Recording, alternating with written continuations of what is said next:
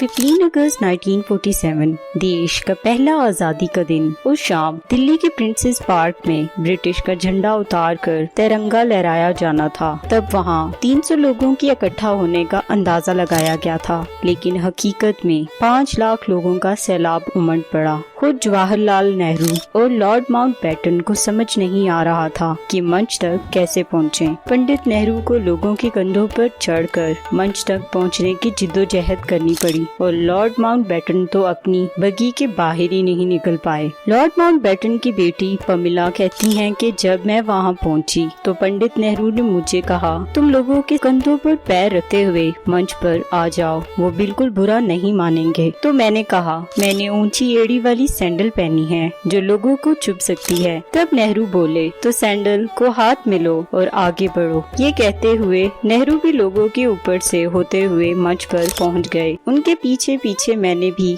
अपनी सैंडल उतार कर हाथों में ली और इंसानों के कंधों पर कालीन की तरह पैर रखते हुए सरदार पटेल की बेटी मनीबेन पटेल के साथ जाकर खड़ी हो गई। उधर माउंटबेटन की बग्गी लोगों के सैलाब में इतनी बुरी तरह से फंस गई थी कि वो उसमें से उतरने का सोच भी नहीं सकते थे। इसलिए उन्होंने पंडित नेहरू की तरफ देखते हुए चिल्लाकर कहा, लेट्स होस्ट द फ्लैग, यानी चलिए झंडा लहराइए। उसके बाद प्रिंसेस पार्क में भारत का महान तिरंगा लहराया गया और माउंटबेटन ने अपनी बग्गी पर खड़े होकर तिरंगे को सलामी दी। इसके बाद कुछ ऐसा हुआ जो अंग्रेजों के 200 साल के शासन में भी कभी नहीं हुआ था। भारत की जनता ने पहली बार दिल से किसी अंग्रेज के नाम का जयकारा लगाया और वो थे लॉर्ड माउंटबेटन। हर तरफ एक ही नारा गूंज रहा था, माउंटबेटन की जय, पंडित माउंटबेटन की जय। उस दिन माउंटबेटन को वो सौभाग्य प्राप्त हुआ जो किसी अंग्रेज को नहीं हुआ था और उनकी आंखें खुशी से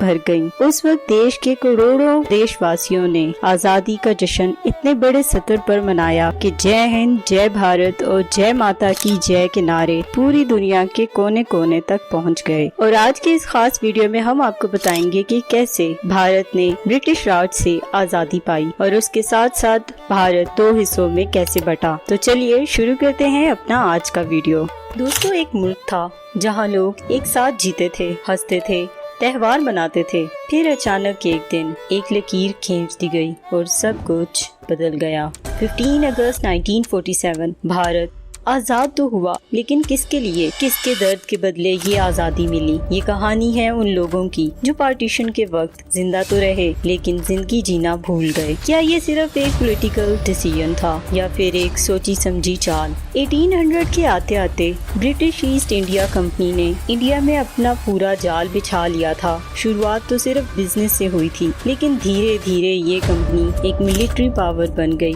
मुगल सल्तनत कमजोर हो चुकी थी और राजा महाराजा अपने अपने फायदे के लिए अंग्रेजों से दोस्ती कर रहे थे। ब्रिटिश ने छोटी छोटी जीत से शुरुआत की और बड़ा गेम खेला, डिवाइड एंड रूल। उन्होंने हिंदू और मुस्लिम रूलर्स के बीच शक और दूरी बढ़ाई। इस गेम का असली गोल था कंट्रोल और लूट। ब्रिटिश ने देखा कि अगर इंडिया के लोग एक हो गए तो अंग्रेज टिक नहीं पाएंगे, इसलिए उन्होंने धर्म और जाति के नाम पर फूट डालना शुरू किया। 1905 में बंगाल का पार्टीशन सिर्फ एडमिनिस्ट्रेशन का नाम था, लेकिन असली मोटिव था मुस्लिम हिंदू यूनिटी तोड़ना। इसके बाद उन्होंने अलग मुस्लिम रिप्रेजेंटेशन और सेपरेट इलेक्टोरेट का कॉन्सेप्ट इंट्रोड्यूस किया ताकि मुस्लिम कम्युनिटी को लगे कि उनके राइट्स अलग हैं। ये डिवाइड और रूल की स्ट्रेटजी थी जो बढ़ती ही गई। इंडियन नेशनल कांग्रेस 1885 में बनी थी, जिसमें हिंदू मुस्लिम दोनों थे, लेकिन 1906 में ब्रिटिश सपोर्ट से ऑल इंडिया मुस्लिम लीग का आगाज हुआ। ये एक टर्निंग पॉइंट था। ब्रिटिश ने दिखाया कि वो मुस्लिम्स के राइट्स का ख्याल रख रहे हैं, लेकिन असल में वो एक परमानेंट डिवीजन तैयार कर रहे थे। मुस्लिम लीग और कांग्रेस के गोल्स अलग होने लगे और देश की यूनिटी कमजोर होने लगी। खिलाफत मूवमेंट और नॉन कॉपरेशन मूवमेंट जैसे आंदोलनों ने दोनों कम्युनिटीज को जोड़ना जरूरी समझा, लेकिन ब्रिटिश ने इन्हें भी तोड़ दिया। गांधी जी और अली ब्रदर्स ने मिलकर मुसलमानों को जगाया, लेकिन 1920 के बाद कम्युनल राइट्स ने सब कुछ बिगाड़ दिया। हर तरफ एक पॉइजनस नैरेटिव फैलाया गया कि हिंदू और मुसलमान कभी एक नहीं हो सकते। ये सारी प्लानिंग 1800 में ही शुरू हो गई थी। ब्रिटिश समझ गए थे कि अगर उन्होंने रिलीजन के नाम पर आइडेंटिटी पॉलिटिक्स को बूस्ट किया तो इंडिया कभी यूनाइट नहीं होगा, और यही हुआ। 1940 में मुस्लिम लीग ने टू नेशन थ्योरी रख दी, जिसका बेस था ये पुराना ब्रिटिश नैरेटिव, हिंदू और मुस्लिम अलग कौम हैं। पार्टीशन का बीज तभी बो दिया गया था जब ब्रिटिश ने इंडिया को जोड़ने के बजाय उसे तोड़ने का रास्ता चुना। इंडियन नेशनल कांग्रेस का मिशन था एक आजाद और यूनाइटेड इंडिया। गांधी जी का मानना था कि सब धर्मों का एक समान विकास हो सकता है बिना अलग मुल्क बनाए। कांग्रेस चाहती थी कि हिंदू, मुस्लिम, सिख, ईसाई सब भारत के नागरिक हों, लेकिन जैसे जैसे वक्त गुजरा पॉलिटिकल रिप्रेजेंटेशन में मुस्लिम कम्युनिटी को डर लगने लगा। मुस्लिम्स को लगने लगा कि मेजॉरिटी हिंदू रूल्स में उनकी आवाज दब जाएगी। मोहम्मद अली जिन्ना पहले कांग्रेस के ही मेंबर थे और सेकुलरिज्म के सपोर्टर भी थे, लेकिन कांग्रेस के कुछ डिसीजंस, गांधी जी का नॉन कोऑपरेशन मूवमेंट फेल होना और नेहरू का उनसे डिस्टेंस बनाना, ये सब जिन्ना को हर्ट कर गया। धीरे धीरे उन्होंने मुस्लिम लीग को अपना बेस बनाया। जिन्ना के स्पीचेस में एक लाइन बार बार आती थी, we are not a minority, we are a nation. यानी मुस्लिम सिर्फ एक रिलीजन कम्युनिटी नहीं, एक पॉलिटिकल कौम है जिसको अपना अलग प्लेटफॉर्म चाहिए। और गांधी जी उस वक्त चाहते थे एक मिलजुल कर आजादी, वो भी बिना पार्टीशन के। वो फास्ट रखते थे राइट्स बंद करने के लिए, लेकिन जिन्ना प्रैक्टिकल थे। उन्होंने ब्रिटिश सिस्टम में काफी समय गुजारा था और उन्हें पता था कि ब्रिटिश सिर्फ स्ट्रॉन्ग निगोशिएशन से मानेंगे। गांधी जी का अहिंसा और सत्या जिन्ना के लिए आइडियलिज्म था, लेकिन पॉलिटिक्स में उनका मानना था कि पावर बिना प्रेशर के नहीं मिलती। कांग्रेस ने भी कुछ स्ट्रेटेजिक गलतियां की। नेहरू और पटेल जैसे लीडर्स चाहते थे कि सेंट्रलाइज पावर हो, जहां रीजनल और रिलीजियस ग्रुप की ऑटोनॉमी कम हो। उस वक्त से मुस्लिम लीग को लगने लगा कि अगर यही सिस्टम चला तो उनका कल्चर, लैंग्वेज और आइडेंटिटी दब जाएगी। कांग्रेस ने कई बार मुस्लिम लीग के रिप्रेजेंटेटिव्स को साइड लाइन किया, जिसका रिजल्ट था ट्रस्ट का टूटना। 1940 में लाहौर सेशन में जिन्ना ने खुला ऐलान किया, Hindus and Muslims are two separate nations, they can't live together under one rule. ये था टू नेशन थ्योरी का ऑफिशियल जन्म। इस रेजोल्यूशन के बाद पाकिस्तान की डिमांड एक पॉलिटिकल स्लोगन नहीं, एक मास मूवमेंट बन गई। जहां कांग्रेस यूनिटी की बात कर रही थी, वहीं मुस्लिम लीग सेल्फ डिस्क्रिमिनेशन की मांग कर रही थी। और ये तफरीक अब सिर्फ स्टेटमेंट्स तक सहमत नहीं थी, ये दिमाग और दिलों में भी उतर चुकी थी। 1947 में ब्रिटिश क्राउन ने लॉर्ड लुईस माउंटबेटन को भेजा, वो भी एक मिशन के साथ, इंडिया को आजादी दो, लेकिन जल्द से जल्द। माउंटबेटन ने जब इंडिया की ग्राउंड सिचुएशन देखी, पॉलिटिकल डेडलॉक्स, कांग्रेस और मुस्लिम लीग के बीच इंटेंस तनाव, तो उन्होंने डिसाइड किया कि अब डिले नहीं हो सकता।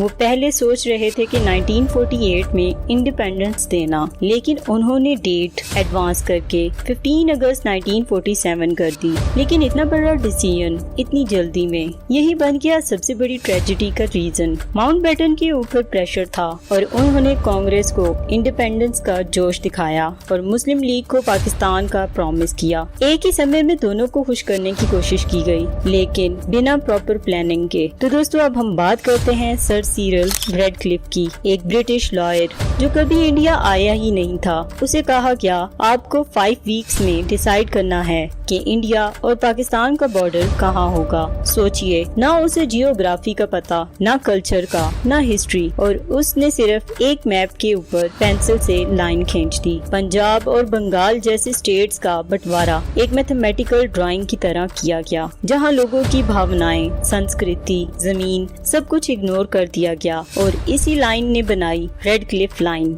जहाँ लाखों लोगों की मौत लिखी थी। माउंटबेटन का प्लान 3 जून 1947 को अनाउंस हुआ। सिर्फ 10 वीक्स में सब कुछ फाइनलाइज कर दिया गया। पार्टीशन की डेट फिक्स हुई 15 अगस्त, लेकिन किसी को नहीं बताया गया था कि बॉर्डर कहां से गुजरेगा। जब 17 अगस्त को पार्टीशन मैप अनाउंस हुआ, तब तक लाखों लोग गलत जगह पर रह गए थे। हिंदू, मुस्लिम, सिख सब पैनिक में आ गए। ट्रेन भर के लोग एक दूसरे मुल्क भागने लगे। माउंटबेटन ने अपने फेयरवेल स्पीच में कहा, I leave India with sadness but with hope. Pakistan और इंडिया दोनों नए थे, कमजोर थे और ब्रिटिश आर्म्स इंडस्ट्री इनको वेपन्स बेचकर मजे से प्रॉफिट कमा सकती थी। ये था असली गेम, डिवाइड, डिस्ट्रैक्ट और dominate even after exit. Politics के इस खेल ने इंसान को इंसान का दुश्मन बना दिया। दोस्तों, एक तरफ 14 अगस्त 1947 को मोहम्मद अली जिन्ना ने पाकिस्तान का पहला गवर्नर जनरल बनकर मुल्क का आगाज किया। उनकी आवाज रेडियो पर गूंजती है,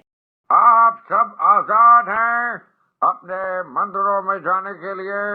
आप सब आजाद हैं अपनी मस्जिदों में जाने के लिए। पाकिस्तान में आपका ताल्लुक किसी भी मजहब, जात या अकीदे से हो, ममलिकत का इससे कोई सरोकार नहीं। और दूसरी तरफ 15 अगस्त 1947 को नेहरू ने कहा, At the stroke of the midnight hour, when the world sleeps, India will awake to life and freedom.